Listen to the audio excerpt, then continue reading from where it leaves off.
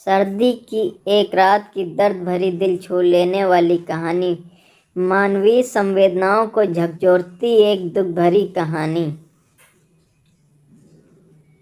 मैं थक हार कर काम से घर वापस जा रहा था। कार में शीशे बंद होते हुए भी जाने कहाँ से ठंडी ठंडी हवा अंदर आ रही थी। मैं उस सुराग को ढूंढने की कोशिश करने लगा पर नाकामयाब रहा।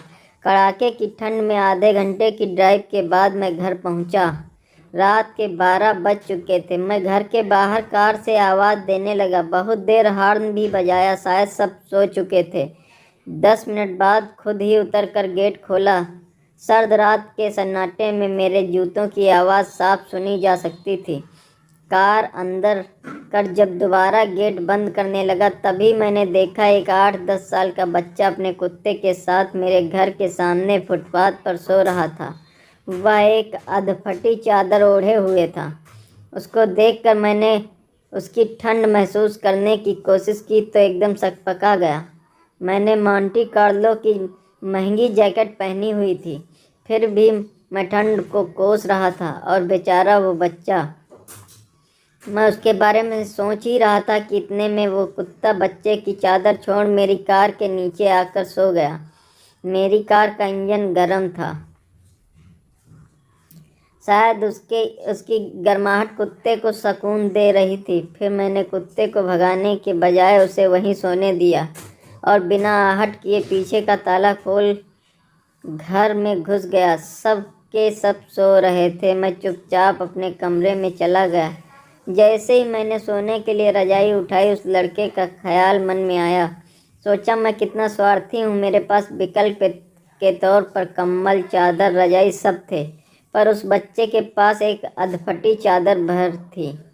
फिर भी वो बच्चा उस अधफटी चादर को भी कुत्ते के साथ बांटकर सो रहा था और मुझे घर में फालतू पड़े कंबल और चादर भी किसी को देना गवारा नहीं था।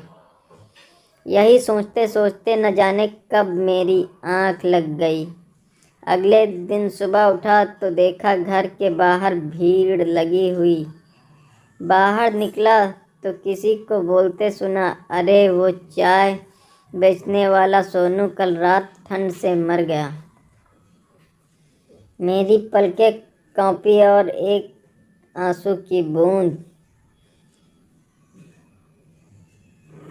मेरी आँख से छलक गई।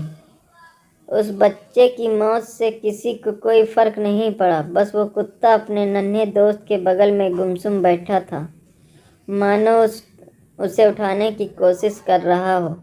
दोस्तों, ये कहानी सिर्फ एक कहानी नहीं, ये आज के इंसान की सच्चाई है।